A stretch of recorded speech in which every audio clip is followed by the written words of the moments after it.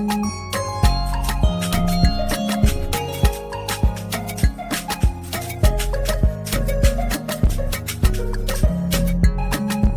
everybody. This is Paul Herman, the Prince of Motivation and the host of Zaka Presents My Journey.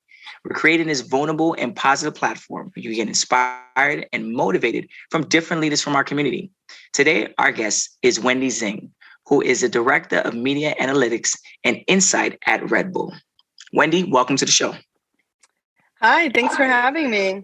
Yes. Well, thank you for being here. I mean, I definitely want to dive into the whole Red Bull thing because I know that's a very big name in a lot of people's lives. We need that Red Bull.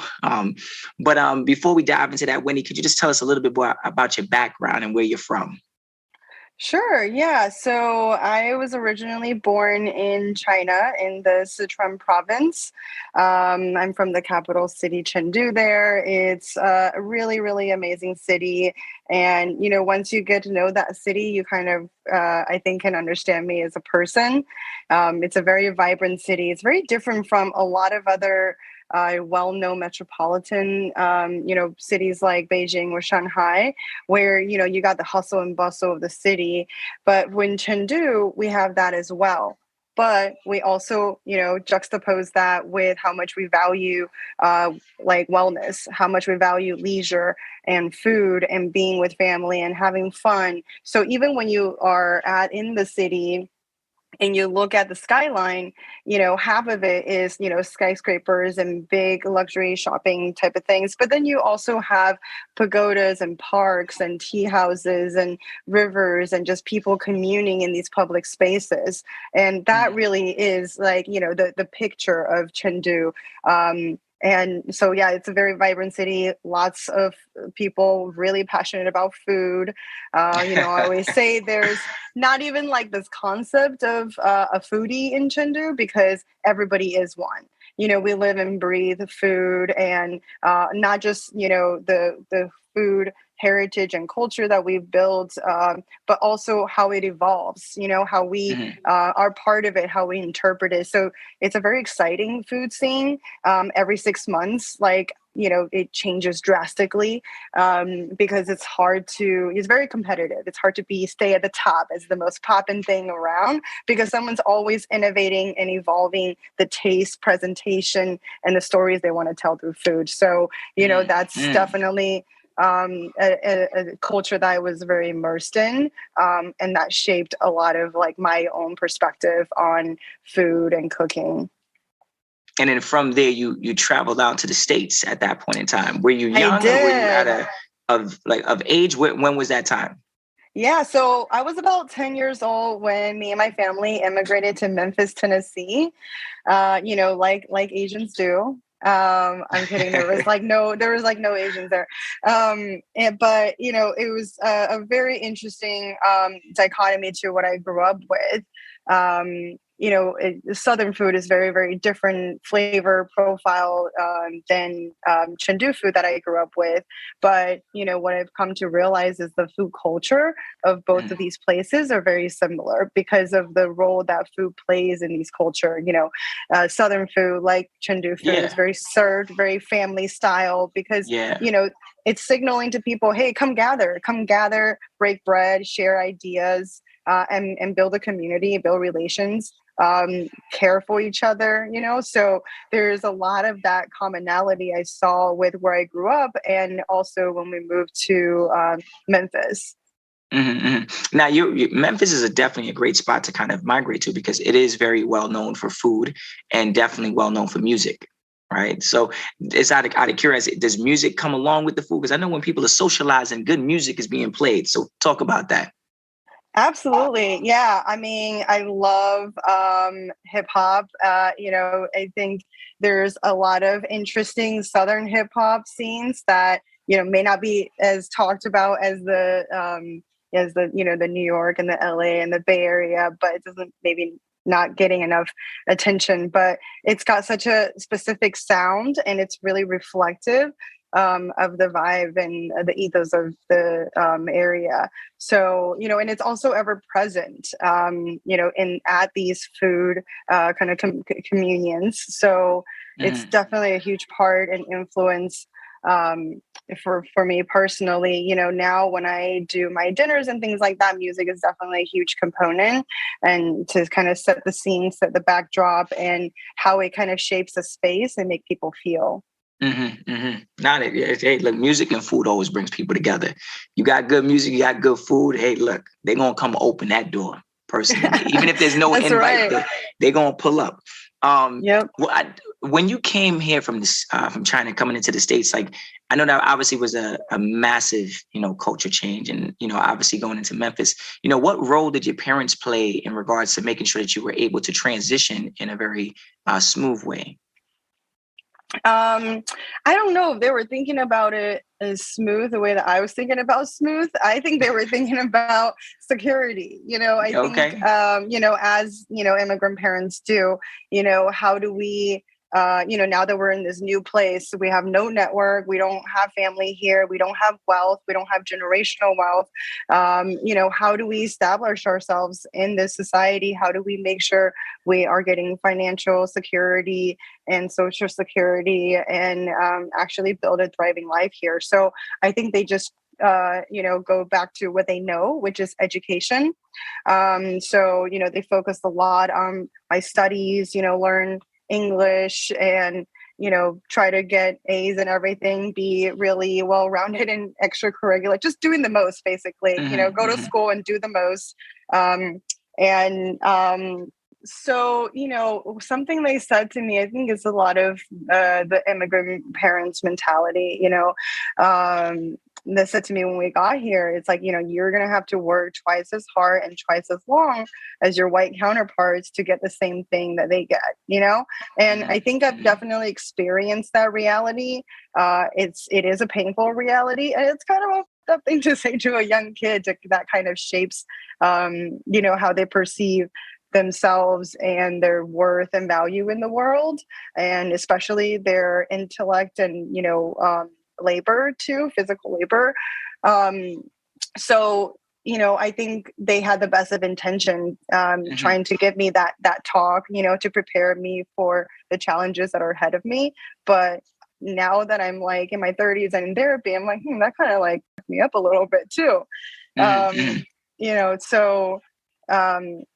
yeah, I think they just really, really focus on education and making sure that I was like, putting in the work, and putting in more work than everybody else. True. It's a kind of just making sure that you found your way, because obviously being an immigrant, you don't have a lot of those resources that you had back home, right? So they're probably saying, look, we got to hit the ground running because we don't want you to miss out on any great opportunities. What was the main reasoning for your parents leaving, their community where it was safe and they built it over time? You guys were at a certain age to where you definitely would have started enjoying it even more because you could appreciate it. What made them want to leave, China to come over here?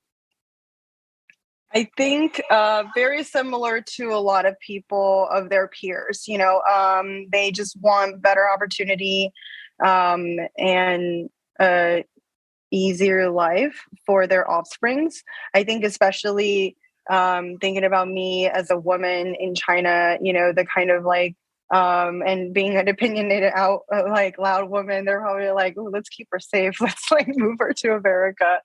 But all joking aside, I do think that, at the time, China wasn't even as big of a superpower it is now, challenging America's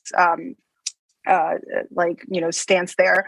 But back then, it was kind of the ultimate holy grail. It was like you immigrate, you get into America, and your kids go to American college. They have, a higher living standard. They have more options and choices and flexibility.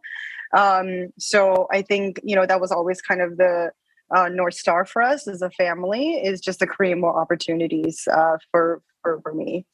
Mm-hmm. No, that's good. That now, did you have any siblings with that? Maybe did your parents say, "Well, it's all of us going," or was it just you? It was just me, when during the time when we were still living in China, the one child policy was still very much prevalent and enforced. So like I grew up as an only child, but so did everybody around me. So it was never that weird to me that like it was just so normalized. especially at that age, you don't really know the painful, awful history of the one child policy either. So you're just kind of like, oh, I guess every family just has, three people. So when we moved here, I guess they could have had a kid, but they were like, nah, she's already a handful. Let's just stay with this one, let's just try to like get this one straight, and then, and then we'll like relax and worry about ourselves. Now, when you say that, being a handful, what did you want to do once you moved to the States? Like, what was that? It's a big dream now. You come to the big States, what was the first thing you want to do? Honestly, I just want to make friends.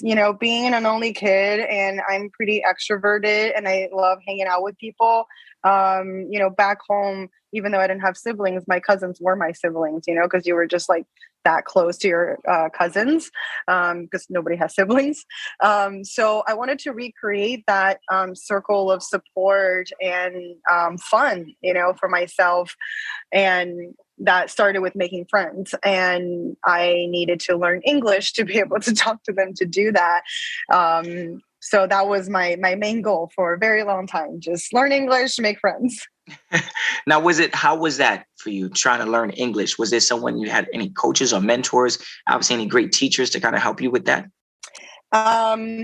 Somewhat, but I honestly had such an amazing experience going to public school in Memphis. So, right away, my parents put me in a public school, very mixed, very diverse. And they, they put me in the school. They also had two Chinese friends kids who went to that school. So those girls kind of helped me out a little bit. But honestly, I clicked with the American kids more. Everyone was so sweet and just like wanted to teach me English. They would, like, during recess, they would like walk me around the schoolyard or the cafeteria and just point to things and teach me vocabulary. They'd be like slide or apple, or, they're just like point to different things and try to teach me English. It became like a class project almost. And I felt so welcomed, and it was very amazing. So I'm a big proponent and fan of public schools and everybody mixed together. No, it's very nice. That's very nice. I think that's what you just talked about. There's an active way of learning, not just like reading through a book, or just, they were actually like actively taking you around and pointing to certain things and getting you involved in the culture and learning those words. So shout out to those friends. I'm saying they definitely have impacted your life to where you are right now. Now, if you could just talk to me a little bit more about this catering business. I know you talked about the culture of food is a very big thing where you come from. Now, how did you get into the catering business? Like, I know you have, obviously, we're going to get into the whole Red Bull thing, but like, talk to me about that. Sure. Yeah. So I've always loved cooking. Like I said, my city, hometown, super foodie focused, but my grandfather, especially, he's probably the single person who I would attribute having the most impact on me becoming a chef.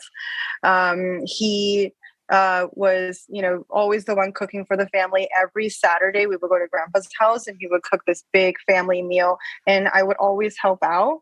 And so I learned a lot from watching him, following his instructions, having him coach and teach me.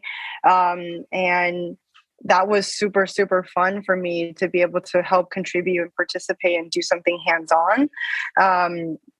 So I would say he probably got me started the most. And then, when we moved to Memphis, like I joked about, there's not really that, when we moved, it was not that big of an Asian community there. So, it's not like there's a bunch of Sichuan restaurants. There's like Chinese restaurants, but what we were really craving was our regional Sichuan cuisine.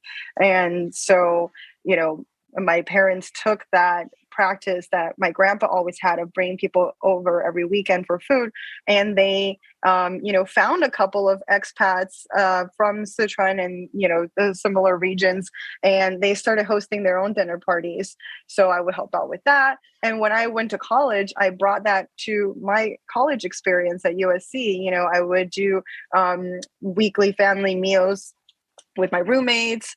And then some of, my friends who were in frats were like, hey, we do weekly meals too. Would you be down to, get paid to come help us do ours? I'm like, Yeah, hell yeah. And then it just kind of like snowballed from there. I started doing, different dinners for friends here and there.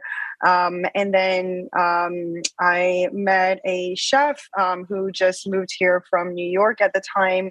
My friend Jason, who's now one of my oldest friends in LA, he was a chef, um, I started working with him, and I was like, oh, Jason, look, I'm like graduating with a business degree from USC, but what I really want to do is cook and be a chef. Do you think I need to go to like, culinary school? And he was like, you already cook good food. Just like work on your craft through practicing it. Like, what are they going to do? Teach you how to cut carrots in culinary school? Like, you need to just like work with more hands-on experience, and he provided some of that by allowing me to come stage at his restaurants, just a fancy word for apprenticing. So Shadowing, yeah. Okay. yeah, shadowing different roles too, so you're not just getting a view of how to cook a dish, you're really getting a view of how to operate a business. So it was awesome for him to kind of mentor me and open up doors for me. And he also recommended me and pitched me to this underground supper club who was looking for guest chefs, and each event they do is like over 100 people. So my first ever pop-up I did was over 100 people, which was like so insane, because it wasn't just like me cooking some food, right? It was like me running a team of back of the house and front of the house staff to create a whole experience. Food is just a part of it. So it was kind of crazy and definitely throwing myself in the deep end. But, I made a lot of friends through the process, learned a lot. And all it did was just hype me up to do more. So from there, I just started taking myself more seriously, started, building my website, my brand, and all of this, just letting people know that you're out here, and what you're about, what people can expect from you. And then people started hiring me for stuff, and it just kind of snowballed from there. And then I got into cannabis cooking when about like 4 or 5 years ago, when we started integrating infused food into our dishes, ever since California legalized recreational cannabis. So that was really fun too. So, I just stay evolving. I stay looking at what other people are doing to get inspiration. There's so many amazing new voices now in food. Definitely can be room for more, but I think there's a lot of really cool, exciting, especially, from immigrants and children of immigrants. I always say the biggest strength we have isn't like all this pedigree of going to school or even cooking in restaurants. It's really the heritage and the instincts that we have and the taste palettes we've developed growing up in our flavorful households. It's like, how can we tap into that more and not discount this amazing strength we have and measure? Because I think sometimes, we can feel this pressure of being measured by just external standards, like your credentials and all this stuff. And, experience isn't important, absolutely, and putting in the work is important, but we can't forget about, the strength that we have in our roots.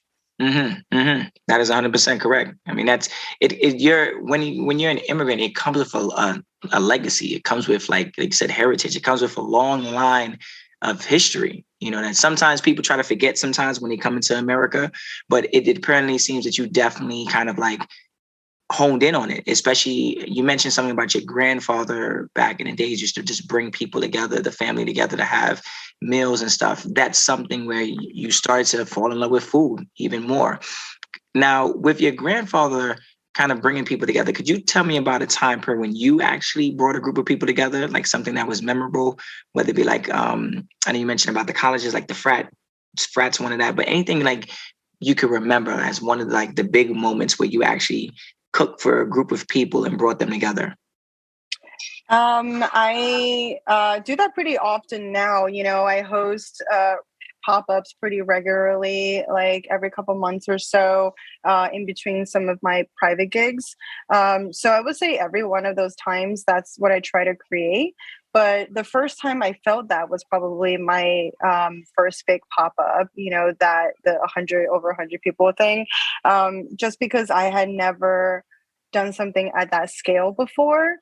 And that was just so cool to see, like people are here having a good time and getting to know each other and making new friendships because of the food that we've made that brought them here, which is so amazing.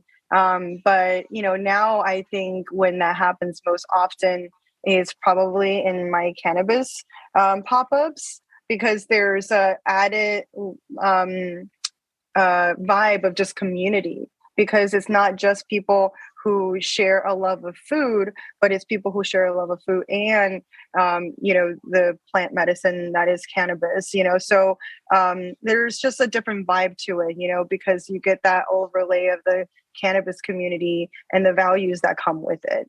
And it's a lot of values of supporting each other, building stuff from grassroots, holistic plant medicine, and nutrition, and also just having a good time. So I think when you have a group that's already naturally going towards those values, and you bring that group together, especially you're creating a space that doesn't really exist. Cannabis is still so heavily stigmatized. People have this stereotype of stoners, being not being lazy or anything like that. But when you come to one of these dinners, you see the complete opposite. You see the most friendly and the most collaborative and uplifting people. And so, I think it's so, it takes me back every time when I step back and look at what we've created through creating these, cannabis friendly pop-up spaces, and what we're providing that community. It still gets me pretty emotional every time. And all this food talking right here, you got me thinking right now. There was something big that you accomplished, which a lot of people are in your industry are trying to get to. You were on the Food Network. Now I'm saying the Food Network. You on Chop 420 on the Discovery Plus. Could you just kind of tell us a little bit about that experience, like the buildup? You obviously talk about all the great things that food does do, right? But there was a significant amount of work it took for you just to be even put on a platform like that. Like, how was that experience? It was crazy. I actually didn't want to do it at first because, like I said, I, rep pretty hard for the cannabis community, especially the people who are there to progress the community, to be more inclusive, to have better, equitable social practices, to make sure, all of the damage that's been done through the war on drug is being repaired. So I care a lot about, all these social issues and advocacy for that space. And so I've become very protective of it. And, all of a sudden you have this big television network who wants to piece and who wants to tell stories and highlight people in that space. I'm just naturally suspicious about that. And so I'm like, okay, are you guys going to make us look really cutthroat and like we're just trying to take each other down? And, and I'm just not about that. So I was actually kind of hesitant because I didn't want to, I don't want to represent the community in a light that I didn't agree with. So, after a couple of conversations with the producers, I was like, you know what? I can actually make this a really great opportunity to have a platform to talk about these things I care about and to represent, the values I want to put out there. So I took it on. And one of the biggest things I promised myself is that I was going to have fun because, kind of going back to that whole, immigrant mentality and having the pressure to always be so fucking excellent, to succeed and work harder than everybody. Sometimes you really lose out on having fun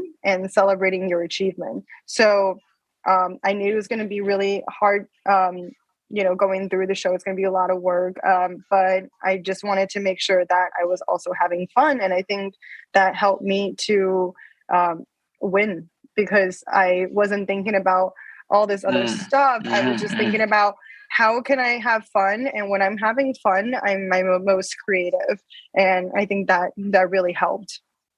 That's very important. You know, when you walk into something, food has like an energy to it too, as well. You know, some people forget that it's hand carved, hand crafted, and designed. And it obviously, with all the work and love that people put into it, obviously it comes out very juicy, tasty. You know, so some people just, especially on shows like that, they might think the only way to win over is by like their drive and their passion, when they're losing track of the main focus is making really good food that people are going to love. And when you make good food, it comes with a certain type of energy that you put out. So you were probably smiling away while everyone's stressing in the corner, like, I gotta make it, I gotta make it. And you're like, look, I'm just cooking. I'm just enjoying myself. Y'all out here putting a lot of pressure on yourself for no reason. But obviously it was a great experience. And I know that just by being on that Food Network and being on a platform like that, it definitely did open your eyes to a whole lot. Now, you were doing this whole thing at the same time of being an executive at Red Bull. How in the world are you managing Red Bull, being an executive, to then being on a show, to then having family events and cooking, to setting up your own pop-ups? How are you juggling all this? Do you got somebody special in the back of the kitchen working for you? I mean, yes, my husband, he's my everything from busboy to web designer to, he builds custom platters and things like that for me. He's actually a full-time software engineer. It's like his job isn't just like supporting me, but it almost feels like a full-time job for him. That's his side hustle, just like supporting all the stuff I get into. But I think another thing that keeps me going on all these different fronts is I think they actually help to sustain each other, because sometimes with my work at Red Bull, it gets really analytical. There's, very specific things I have to do. And it may not always provide me with the kind of like physical, interactive creativity, execution that I need as a person. I've always kind of identify as kind of like a multi hyphenated kind of person. There's so many things that interest me, that draws me in, and I get really addicted to the process of learning something and mastering it. And so that learning process, it really, really hooks me in. And so I'm constantly finding new things to learn and master. So I think keeping me interested and stimulated in all these ways actually helps me to sustain a full-time job, because not everybody is going to get everything out of one job or even one partner. You got to be clear and understand what you're getting out of all of these different things, and make sure it's worth and a good balance with what you're putting in too. I think having my side business, it keeps me really clear on what kind of boundaries I need to set with my full-time job too. And I think it is possible, because just because I'm working less hours, like where I'm working like normal hours, I'm not working crazy ass overtime hours, doesn't mean that I'm not being as effective. I think it forces you to look at your day, because like we say, even Beyonce only has 24 hours in a day, right? True. And you look at that 24 hours and you look at, okay, how do I time block so that I'm using different parts of my brain at different times of the day where that works best. So I think, having a switching up to, it keeps me very interested and very engaged. Mm-hmm. Well, hey, kudos to you for juggling that, because being an executive, it does come with a lot of leadership roles, right? You definitely are a voice to a lot of people. And like when you're failing as a leader, because you're maybe not able to multitask, but you're obviously doing a wonderful job at Red Bull, and I know that you definitely have a voice, and you definitely have a voice for not just your people, your peers, the people you work with, but for minorities, especially women as well too, right? So if you could tell me right now, how do you feel about being a voice, for minorities at a very large company such as Red Bull, and why is that important to you? When I think about, having a voice, the first thing that came to mind was purpose. That's like my absolute purpose. As much as I love doing all these different, things that I'm working on, all these different projects I'm involved with. That's the final goal. That's always the mission is, how do I take up space? How do I develop my voice to uplift other people? How do I adapt my voice to shed a light on inequalities and things that need to change that don't serve us anymore? How do I, develop a point of view and have a voice where, I can speak to a more authentic and representative view of our experiences. So yeah, I think very much about those kind of topics, and I'm, very aware of the space and platforms that I occupy.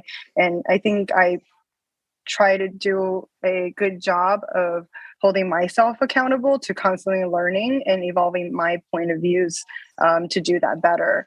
But also, I think, it's like we often hear, oh, women need to be more involved in these and these things at work. And it's like, well, have we ever considered what the environment is?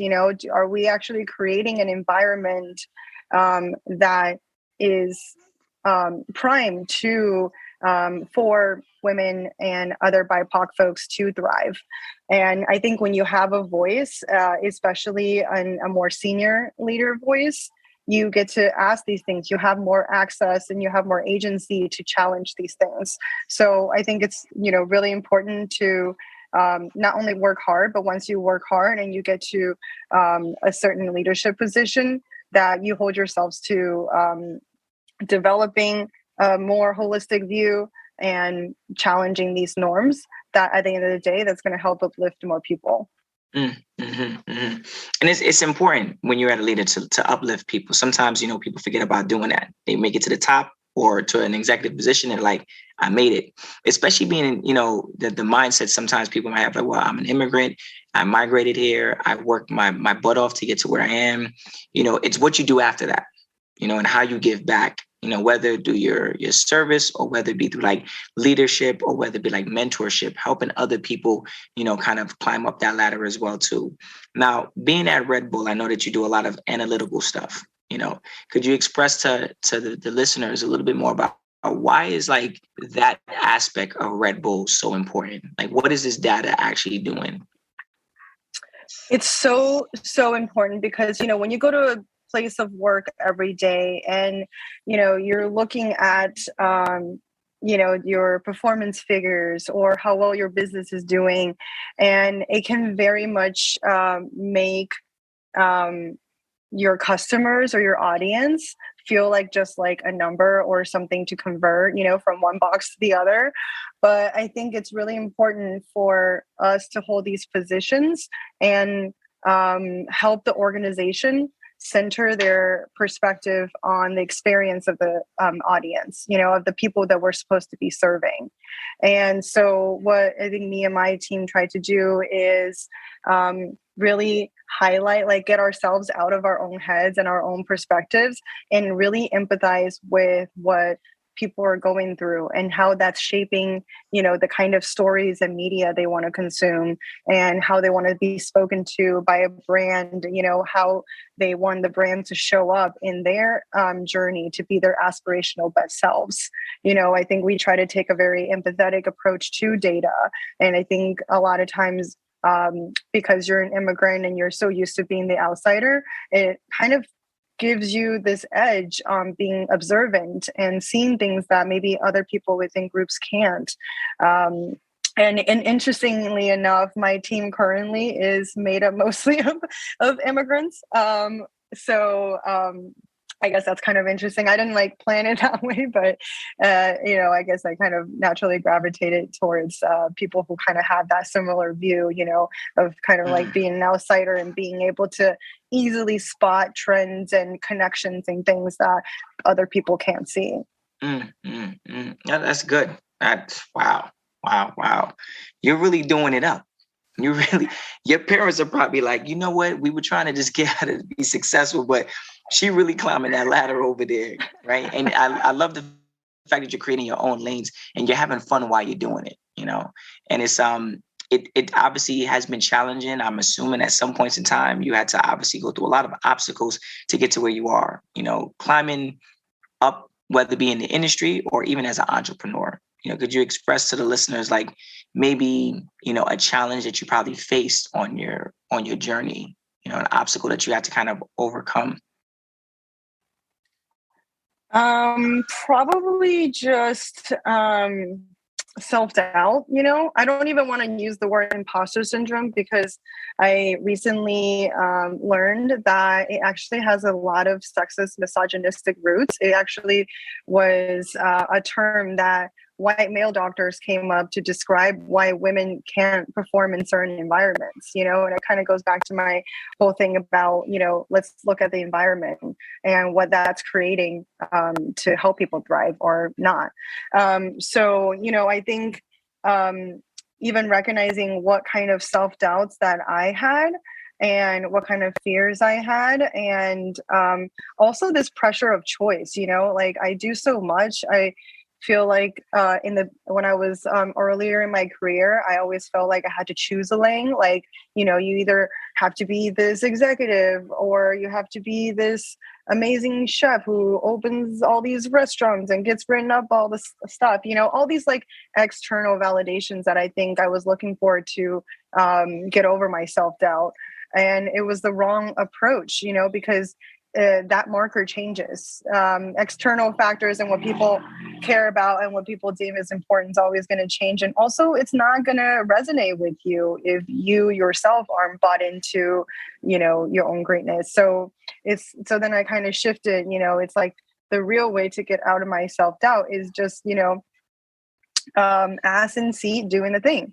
You just got to put in the time to do the thing, and be really focused on how you're up leveling your craft, and then celebrate that achievement. And that's what's going to give you the self-doubt, to kind of go away a little bit more. Because like and it's not to say that, hey, you put in, X amount of work and bam, you're there, because there's no end to this. It's the journey, the journey is the destination, because you have arrived if you can do that process, where you can look at all, put in hard work and reflect on that hard work and how much you've learned and accomplished, and say, I may not know the answer or figure out how to do everything that comes my way, but look at all of these times when I figured it out when I didn't, and you center it around your own actions and your own truth and your own follow through, and lean on that for confidence and sense of accomplishment, and knowing that you can repeat that again in the future.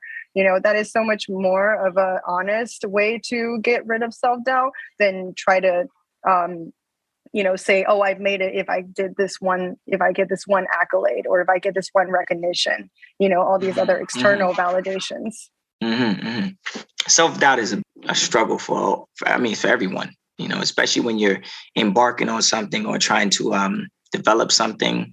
And especially if no one is like, as like a mentor or a coach, like encouraging you to like actually get it done. Obviously you had your family members. I'm assuming they were pushing you or kind of persuading you to kind of pursue the food avenue, because it was going to benefit them as well too at the dinner table. Actually no. What? They were, very much like, hey, we didn't move you all the way over here to do manual labor. You are so small. Like, they're just like, because I'm pretty petite, and they're just like thinking about me lifting all these heavy things and having back pains, and, and like, wow. And, the restaurant ended, like I said, as immigrant parents, they really think about security, how to get, and I think that's where some of the disconnect comes from between us and our parents' generation is, out of love and care for us, they want us to have security, because that's the world they grew up in, where they had to get security. They have to think about survival. We have the privilege of being a little bit more established, both financially and network wise, where we feel more empowered to go after more aspirational things beyond just survival stuff. And, where we want deeper meaning and fulfillment and leisure and happiness in our lives. And so they really looked at the cooking part as more of like, and at least in the beginning, as kind of a distraction to my corporate life. They're like, you have this steady job that's like got 401k and health benefits. Like, why are you trying to do all this other stuff? They just want me to kind of follow kind of the, traditional, Asian path of like, getting good jobs, social status, and financial security. So yeah, they were not super into all my extracurricular side hustle stuff. But they're coming around. The thing with Asian parents is like, or maybe just immigrant parents in general, it's like, you got to show them, not tell them. You got to go do the thing and then show them, look, I did it, it can be done. And, they have to see it because it's a privilege that we have, because they couldn't even imagine, doing something like this and living out a life like this and feeling fulfilled and not feeling like just tired and burned out and worn down or overworked. Mm-hmm. So, I don't expect them to understand all of my choices. Just knowing that we had such a different context. Even in America, even our American experience has been so different. But I definitely see that, it's coming from a place of love, even if sometimes they don't get it. And you are right. You got to show them first before they actually start buying in. They're the ones in the back like, no, honey, you could go to no, we want you to do this. And no matter what you do, until they actually sometimes return back with like money, some type of monetary thing. Oh, mom, I just made my first check. Oh, you did? Oh, it works. Okay.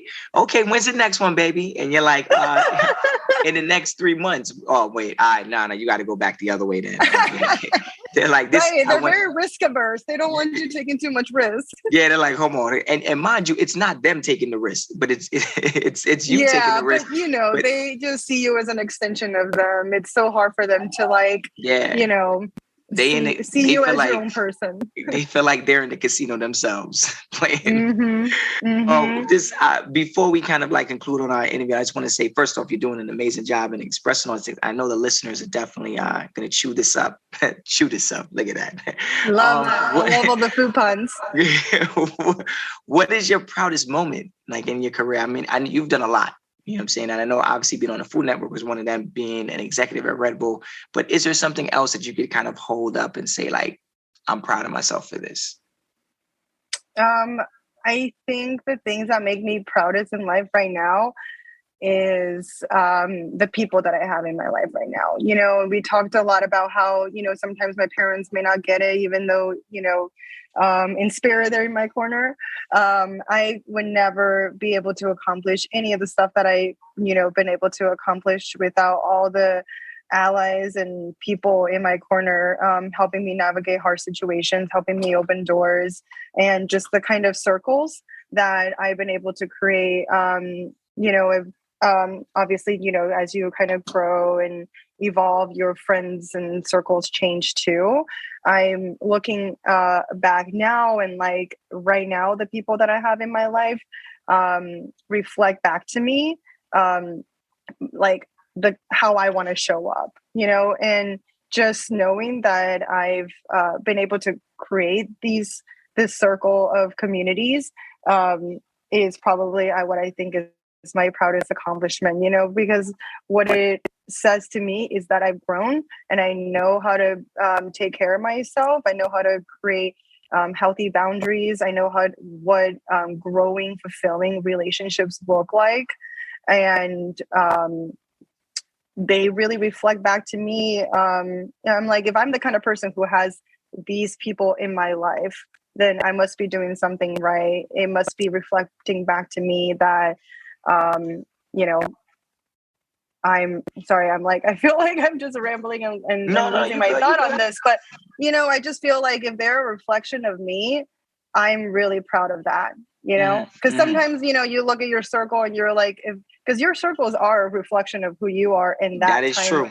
In your journey. And if my circle is any reflection of who I am right now, then I'm really proud of myself, because I'm just so impressed and including, Greg on the call here. Just like the kind of people in my life right now are the kind that is very aligned with my values, and it feels amazing to be able to do our missions together and see where we can collaborate and cross promote and help grow each other's business and goals and purpose.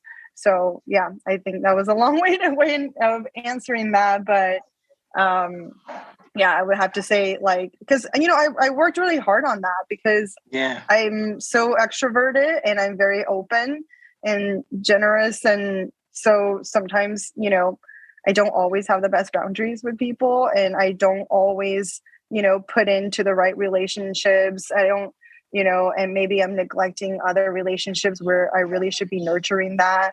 So I think it's being really disciplined too about what influences you surround yourself with. And I'm glad that I'm curating a set of influences that reflect my ideal self.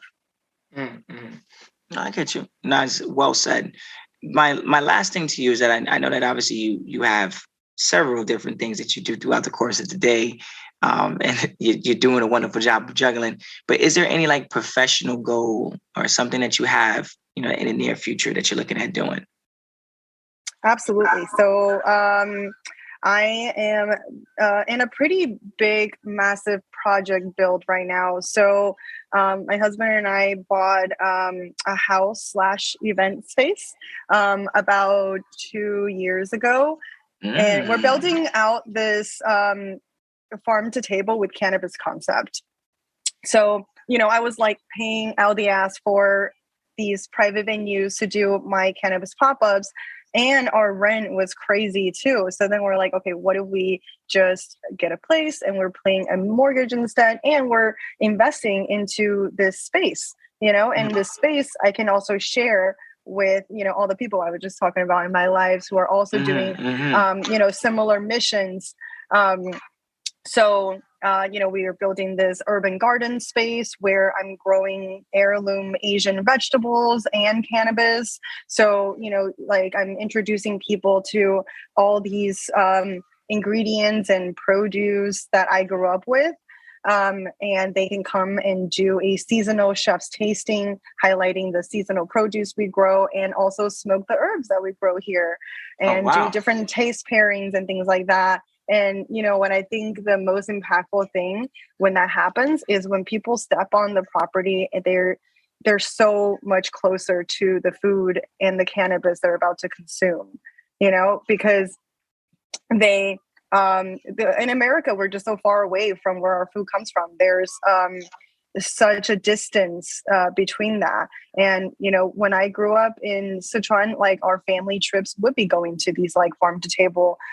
There's no cannabis, but, these farm to table places.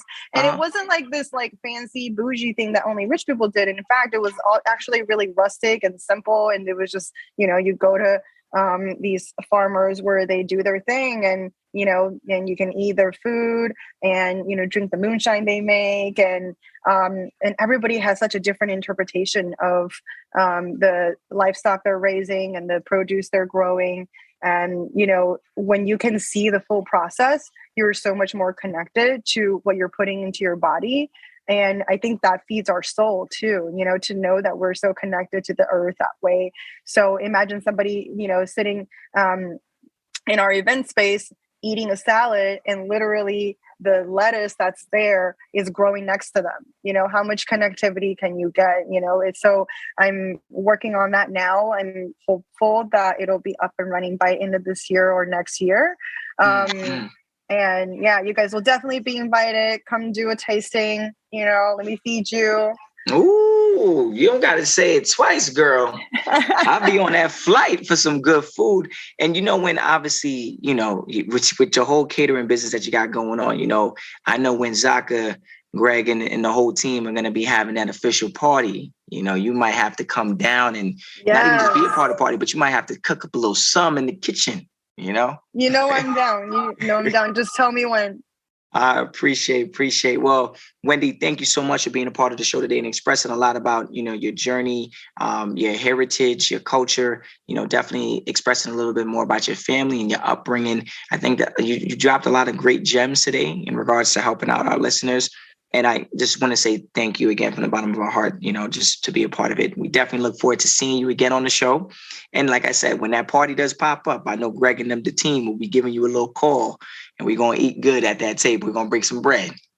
Hell yeah. Hell yeah. Thank you for having me. Love what you guys are doing. Please keep it up. I know there's a lot of demand and, interest in hearing these stories that you guys are putting out there. So appreciate what you're doing too.